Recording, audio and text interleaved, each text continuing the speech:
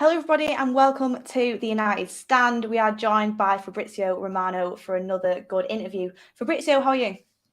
Hello, all good, thank you. Thank you for the invitation.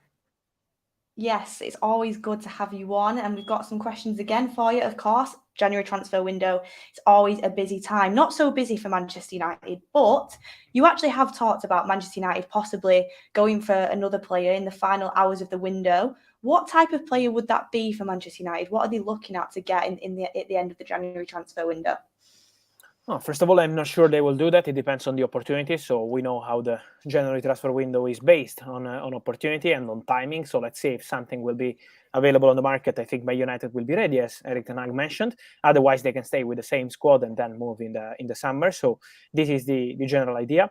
I think that could be potentially, if something will be on the market, a midfielder, because if they wanted to sign a new right back, they had many opportunities. We know that, for example, the Wan-Bissaka situation has changed, and so they had some opportunities. For example, a player like Juranovic, who now joined Union Berlin in Bundesliga. I'm told that he was one of the secret options of Manchester United in case they found a solution for Wan-Bissaka, but then they decided to stay with him. And so this is why I think they really wanted to sign a right back. They had the opportunity with Juranovic and many others. So if now they want to go for another player in the final hours, days of the window, I think that could be a midfielder. But I'm not sure it will happen because depends on many factors, depends on the right opportunity, and depends on the budget. So if this opportunity has the right price. Yeah, money is tight at the moment with Manchester United, isn't it? And we've seen that in this window. And obviously the ownership thing is happening. We're going to have new owners, so money is tight at the moment. So, I mean, we'd hope that we'd get someone in, but I'm not too confident. But we have been linked to Reus, actually, and apparently conversations had been going on between Reus and Ten Hag. Is there anything you can tell us about that? Is that a deal that Ten Hag potentially would want to do for Manchester United? I think I'm told it's true that they had some conversations with the agents of Marco Reus. He's one of the players they considered, they spoke to. So it's true that they had some conversations, but at the same time, I'm told that at the moment it's not a negotiation. So Man United didn't make any bid to Marco Reus. They are not in advanced talks to sign Marco Reus in the summer. So at the moment, it's still a quiet situation. It's just a conversation, and it's absolutely normal for a top club like Man United to explore options, to speak to agents, to speak to players is something normal that they do. But at the moment, it's still not something like advanced or concrete. I can't mention Reus as a target for Man United. They spoke to him and to his representatives, but it's not something that is at the moment advanced or close to being completed. Yeah, it's one of them, isn't it, where I think it was a little story and it can get taken quite far, and people, because of the conversation had been done, people were expecting something to happen from that, but it does happen quite a lot in football. But it'll be interesting to see how things develop there. It does seem like we're looking at options that may be a little bit more short term right now rather than long term. Maybe that will change in the summer.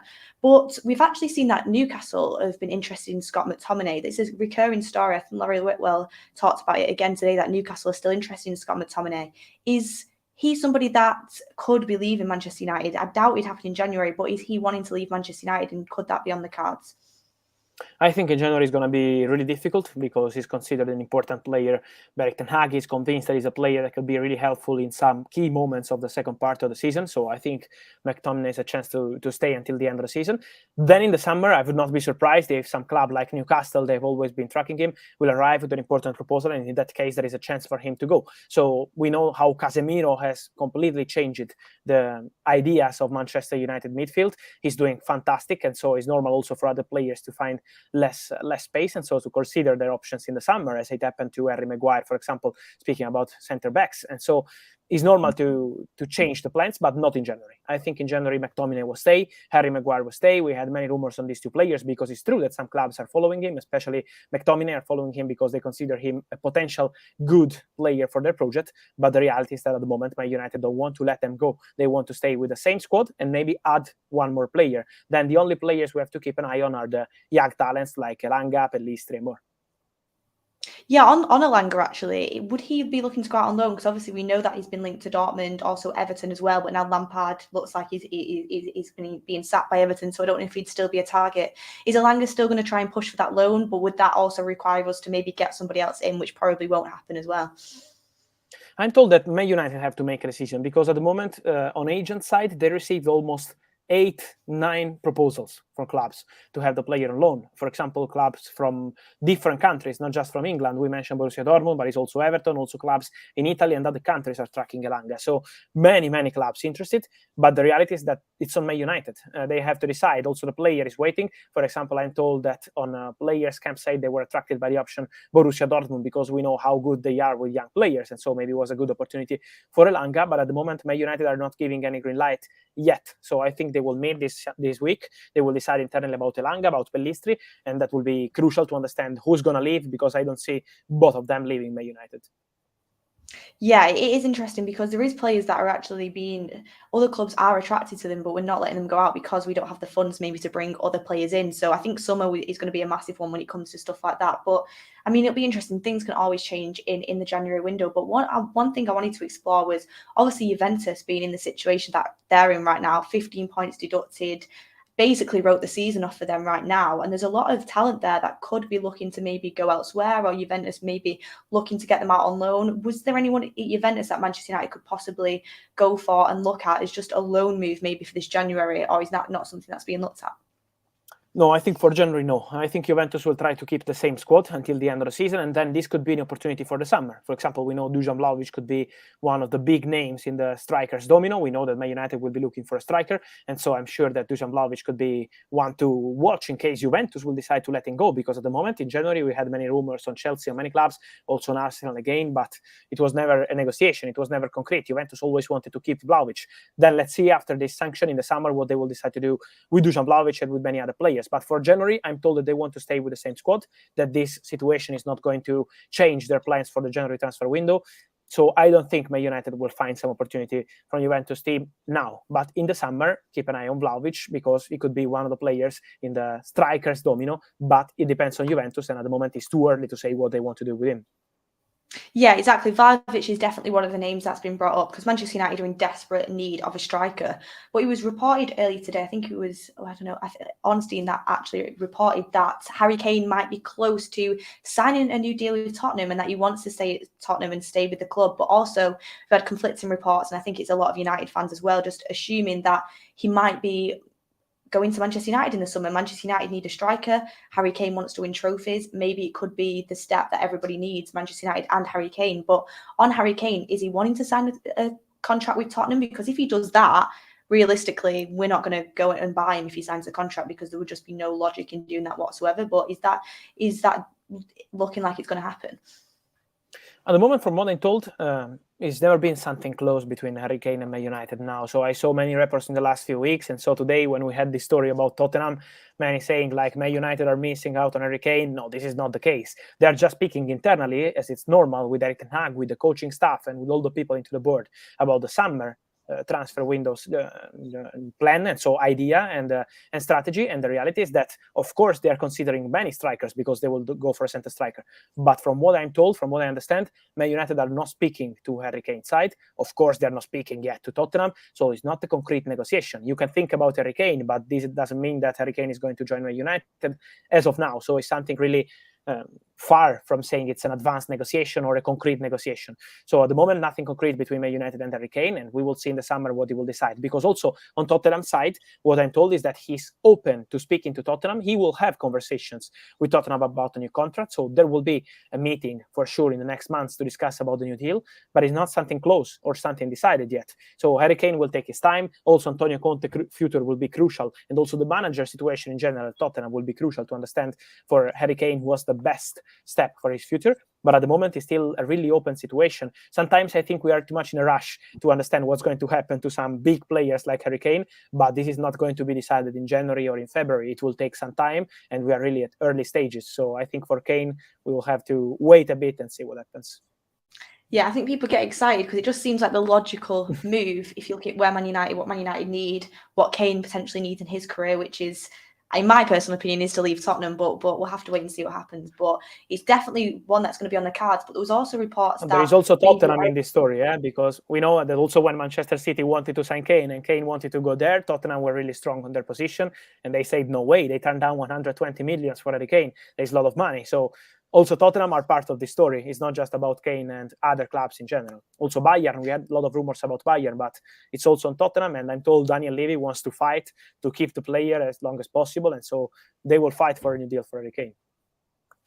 I mean, they might want to look at maybe starting winning some games if they want to keep Kane. If they want to keep Kane at Tottenham, we'll have to wait and see. But yeah, obviously Daniel Levy is really a tough person to negotiate with. But then the contract comes into play, because if he signs the contract, I think there's absolutely no way. But if he doesn't, only a year left on his deal, so it's still up in the air. Maybe they want some money for him. But another striker that we've been linked to that is a fan favourite, I feel like, is Victor Osimhen of Napoli. Obviously, being in Italy, you'll have seen a lot of Victor Osimhen, and he looks like a really promising striker. Is he going to be looking to move to the Premier League potentially in the summer? Is he someone that is on the cards for Manchester United to potentially go and get? So as a possibility, I would say yes, but it's just an opinion, because at the moment there are no contacts ongoing. But possibility is a possibility because he's doing fantastic, and it's normal for top clubs to move for Osimhen. He's always been dreaming of Premier League football, so I would not be surprised if in the summer there will be negotiations. But to tell you the reality, as of today, Napoli are not speaking to any club for Victor Osimhen, not even a conversation. First of all, because Napoli are living a dream. This is an incredible season for them. They are destroying Serie A. They are doing an incredible job, not just in Serie A, but also in Champions League. They were amazing in the group, and so they want to protect this team. They don't want to create any rumors, any story. So it's not just about the money. It's also difficult today to understand how much Napoli would accept for Osimhen, because they are not negotiating now. They don't have any intention to speak about that. They want to protect the squad at least until the end of the season, and then in June we will see if some club will arrive, how Napoli will react. But nothing will happen in January, and also all the conversations will be late in the summer. It's not something that will be decided like in March or in April, like, I don't know, Haaland like summer. It's not going to be like that. I think it's going to be something completely different, a very long story, and not an easy one, because Napoli paid around 75 million euros to sign Osimhen. He's doing incredible. He's dominating the Serie A, and so I think the price will be really, really important. My personal opinion, because again, Napoli are not commenting on that. They don't want to make a price or ask for a fee. But my personal opinion is that they would not accept less than 120, 130 million euros for Osimhen. So it would be a record signing, would be something really important. Yeah, the money is absolutely crazy. I mean, we've seen this summer players go for ridiculous prices. I mean, Anthony going for 90 million is crazy, and this is just going to keep happening, and especially for the price that they bought him with. But he's definitely a good option. It's good to know that Manchester United are in this position where they can look at different strikers, and there are some on the table there that would massively improve Manchester United. So we'll have to see what happens with that. But speaking about a goal scorer, Marcus Rashford is carrying Manchester United's goals at the moment. He's really is on fire, and he is. I mean, after the World Cup, he's just kick-starting and scoring so many goals for Manchester United, game in, game out. And his contract is under negotiations, I think we heard last time that we spoke. But what I wanted to ask you is, Manchester United have set out this plan not to maybe offer a player a serious amount of money, the way that we did with Ronaldo, and then one player is maybe earning a lot more than the rest of the squad. But if I was Rashford and maybe his agents, I'd be thinking, look, I'm providing a lot for Manchester United right now. Contract-wise, it's going to be a high amount. How far are the negotiations with Marcus Rashford for that new contract? And do you see being a big amount of money that he might sign on for? Yes, I think a big amount of money is needed, because he's a fantastic player. He's one of the best strikers in the world. He's performing at top level, and so I'm sure Man United know how important it is to offer him great money. At the same time, I'm told that the conversations are already ongoing. Man United had some initial conversations with Rashford before the World Cup to tell him, okay, we want to speak about the new deal. They were really strong on their position in July when Paris Saint-Germain started to have some contacts with player side, and for Man United was not even the case to negotiate, because they didn't want to let Rashford go. So they were really strong, and when this happens in football in general, is also because you want to offer him a big deal. Otherwise, you're going to have a problem. And so they spoke to the agents before the World Cup. They met again with the agents after the World Cup. So conversations are ongoing between Man United and Rashford. They're offering an important contract. The player is speaking to Man United. So there is a conversation ongoing. At the moment, we can't say yet that it's close. For example, Dalot is proceeding very fast and very well. For Marcus Rashford, we still need some more meeting to understand how long it will take to find a solution and to sign a new deal. But for sure, there are conversations. I can say that Erik ten Hag, behind the scenes, is pushing in an incredible way for Marcus Rashford to stay, to make him a star of Man United project for present and future, to make him understand how important it could be for him to stay in a club like Man United. He knows very well. So Erik ten Hag is pushing with the club to offer important money, but also with Rashford to make him clear that Man United trust him as the face of the project for many, many years. And my personal opinion, I think if Rashford is now back at top level and performing as one of the best players in the world, is also thanks to the excellent work of Erik ten Hag, because last season was not the same situation at all. And so Erik ten Hag changed his life, and this is why now the parties are conversating with Erik ten Hag involved in a conversation with the player. Yeah, absolutely. And finally, I just wanted to ask you quickly, there was reports of David Raya potentially being an option for 15 million. I think Tottenham and Manchester United were potentially exploring that deal. I don't know how true that is, but would we potentially looking to go for another goalkeeper? Could he be an option for us, or is it going to be De Gea? Because we've heard his contracts are kind of talks are ongoing as well, and he might be signing a new contract pretty soon. No, the conversations with De Gea are still ongoing, so I think the priority is to clarify the De Gea situation. Of course, Man United, as many other clubs, Chelsea, Tottenham, they're very well informed of the situation on David Raya because he's doing very good. He's not going to extend his contract with Brentford. I'm told that nothing will happen in January, so he's one for the summer. But let's see how these clubs will react. At the moment, it's really too early because nothing is advanced. They are informed of the situation, but Man United are speaking to David De Gea, so I think that is the priority. Perfect. Thank you so much, Fabrizio, for coming on and answering all our questions. And hopefully, you never know, by the end of the January transfer window, we'll have a few more conversations and Manchester United might end up signing somebody, but we'll have to wait and see. But look, thank you so much for coming on, giving us your time, and we will see you on the next one. Thanks as always. Thank you, Beth, and see you soon. Thank you to all my United fans. See you soon. Bye. Well, guys, that was Fabrizio Romano talking everything transfer rise for Manchester United in January. And it was actually a really interesting update. Obviously, there's not any breaking news when it comes to this interview, which we know that there wouldn't be, because Manchester United, the money is tight at the moment. The money is tight for Manchester United, and there isn't money there to be doing deals. If there was money there to be doing deals, my personal opinion, we wouldn't have ended up going for Weghorst as the striker option for January when we're in desperate need of a striker. But potentially we could be getting someone in at the end of the January transfer window is what I would take from that. And why I would take that from this conversation is because Fabrizio talked about Manchester United having some money there for a right back because they assumed Aaron Wan-Bissaka was going to go out on loan or he was going to be sold. Wolves interested, Palace interested again. That hasn't happened. Aaron Wan-Bissaka has performed very well. Not great in the Arsenal game on his back post, but he's performed very well and he's worked himself into that side. And he will be staying at Manchester United. I've seen a lot of people say we shouldn't let Aaron Wan-Bissaka go. He's a very decent backup for Dalot. He's got qualities. So that isn't going to happen. I do think if Dalot's injury hadn't happened, we could be in a position right now where we would be getting another right back in January and Aaron Wan-Bissaka would have left. I think that is definitely a strong thing that could have happened. But Aaron Wan-Bissaka did come into the team. He's been coached under Ten Hag and he's looking pretty good. He's looking decent and he's looking like a good option. So Manchester United, instead of selling Wan-Bissaka and getting another right back in, they've just decided to stick with him, which is understandable if I'm being honest with you. But I think that means there is a slight bit of money left potentially to get in another player, especially now Donny van de Beek is injured for the season. So when Romano says keep an eye out for a midfielder, I think that is the realm that we're looking at. But then I just think to myself, what midfielder would Manchester United potentially go and get? Because I just don't see any targets that look like they would be close to happening whatsoever. We've not seemed to be linked to anyone at all. I mean, Tielemans was available. I think it was 50 million you could get him for in January. We've not explored that whatsoever. So it'd be interesting to see what player Manchester United are actually interested in. But Romano wouldn't say we were looking at a creative midfielder if we weren't. So I think it's definitely something that we could keep our eye on in that sense. We've got a super chat in from Rashford saying Rashford should play for the love of the club, not the money. I mean, I agree with that. Obviously, he loves the club. There is no doubt in that. He loves the club. But at the end of the day, this is footballers' jobs. And they are going to try and get the most amount of money that they could possibly get out of a contract. This is why they have agents. And this is why football has got to the point where it's extortionate amounts of money that players are getting paid. Bruno Fernandes has said it in an interview before that money is important. It's going to set them and the family up for the rest of their lives. And 100%, the amount of money that they get paid is ridiculous. And they are not short of money whatsoever. But if Rashford is sat there scoring goals week in, week out for Manchester United, while a player like Jadon Sancho, who hasn't really brought much to the table, hopefully he does when he comes back, he's sat there on 300 grand a week, Rashford's agent's going to say, Rashford's scoring this many goals for you this season. He's won you this many games. He plays nearly every minute for Erik ten Hag. He's really important to this team. He should be on more money than everybody else because he's contributing more.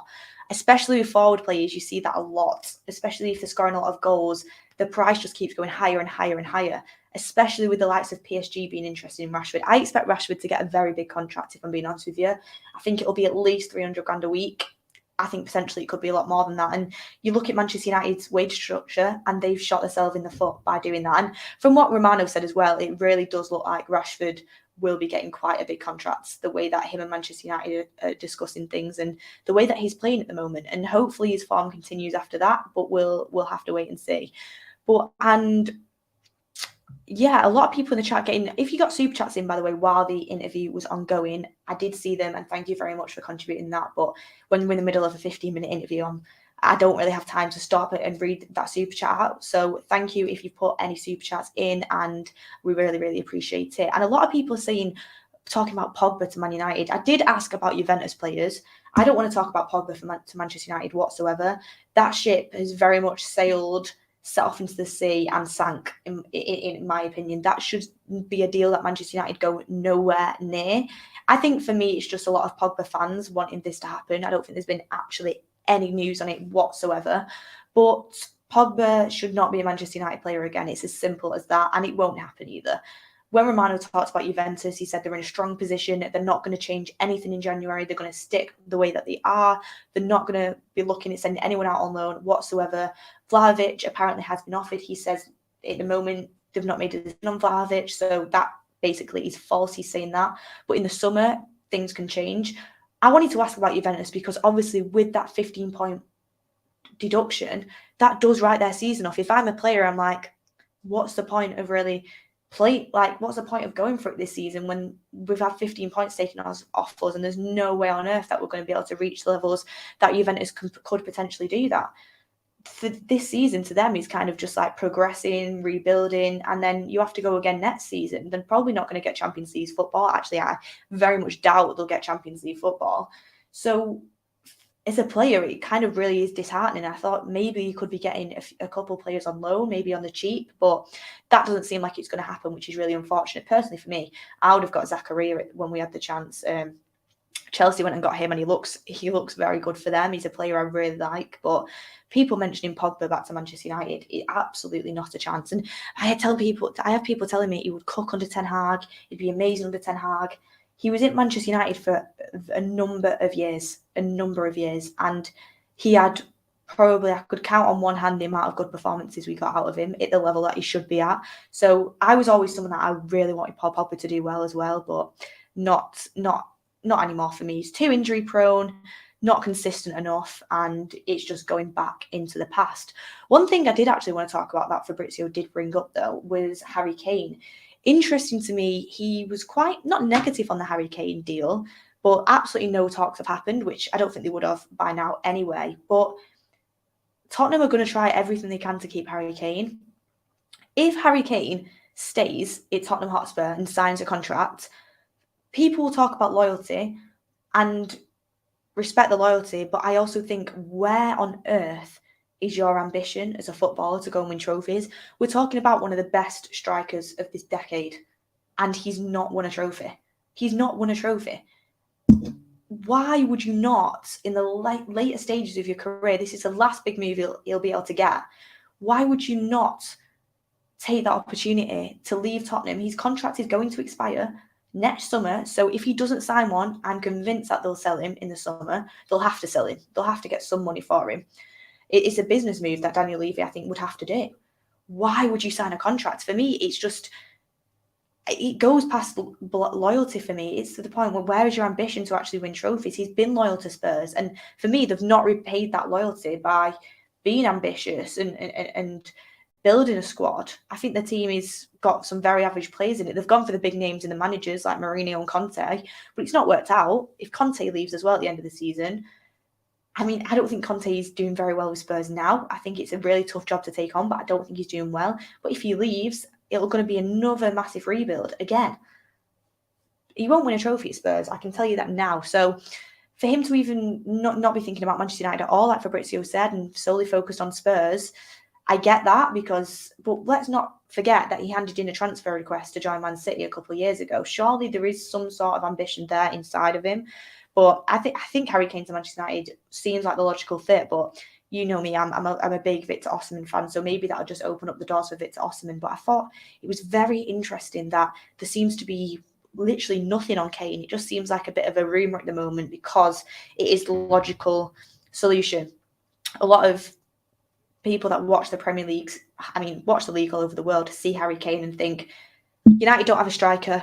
Harry Kane's one of the best strikers in the world.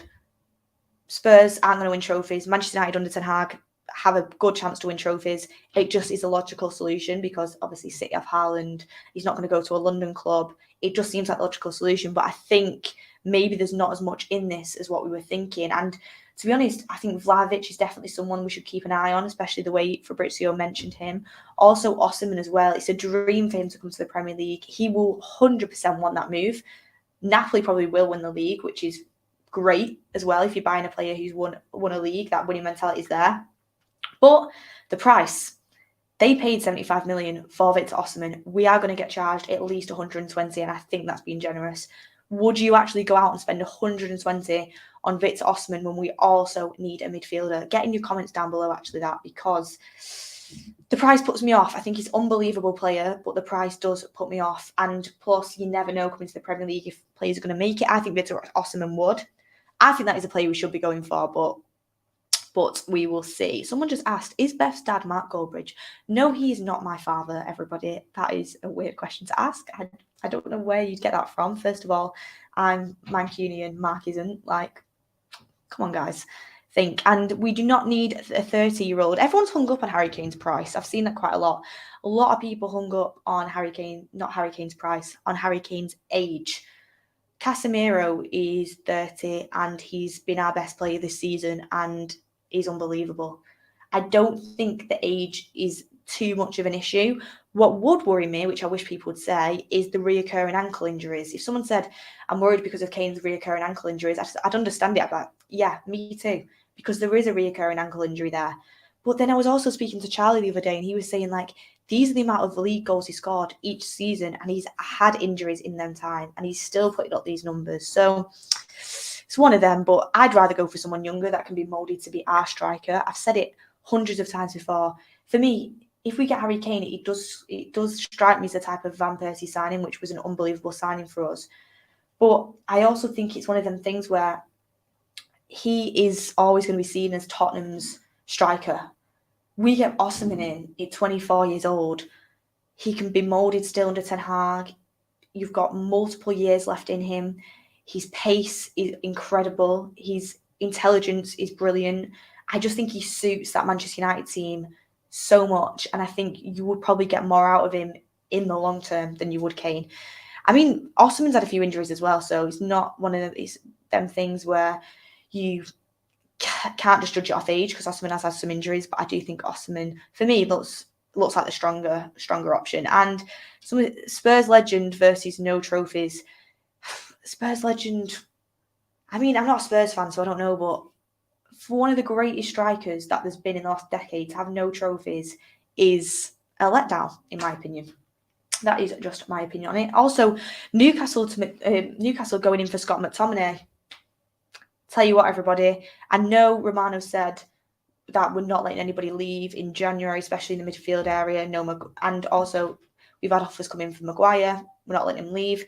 I completely understand why United are having this stance and Erik ten Hag is having this stance. Our squad is as thin as it can be anyway. To take players away from that and not get replacements in would be diabolical right now. McTominay and Maguire should not be at United, in my opinion. I think they should move on. But right now is not the time to do it, because in January we're so threadbare anyway with the amount of games that we've got coming up. We have to have some sort of depth there. But I tell you what, if Newcastle are still interested in Scott McTominay in the summer, 30 million, please take the money out of their hands and send him on his way. I respect the squad player that he is, but we've seen it multiple times before. He's not good enough to be a Manchester United midfielder, not in the slightest.